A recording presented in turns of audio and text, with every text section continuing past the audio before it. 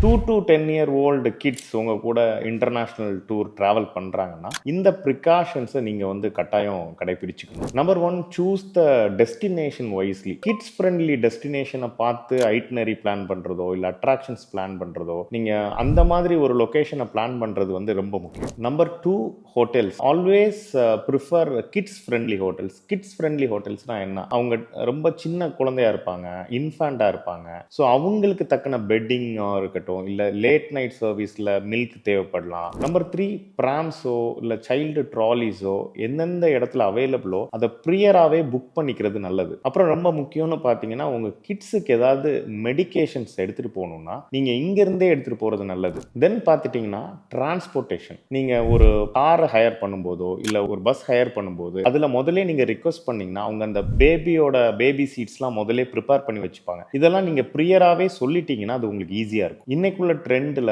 அதை விட ரொம்ப முக்கியம், நீங்க ஒரு ஏர் டேகோ இல்ல ஒரு ஜிபிஎஸ் ட்ராக்கரோ உங்க கிட்ஸுக்கு வேர் பண்ணி விட்டுட்டீங்கன்னா பெரிய பெரிய தீம் பார்க்ஸ்லாம் போகும்போது ஒருவேளை அவங்க அந்த கூட்டத்தில் அங்க எங்க போனா கூட உங்களால ட்ராக் பண்றது ரொம்ப ஈஸியா இருக்கும். ஸோ அது வந்து இன்னைக்கு இதை கட்டாயம் கடைபிடிக்கணும்னு நினைக்கிறேன்.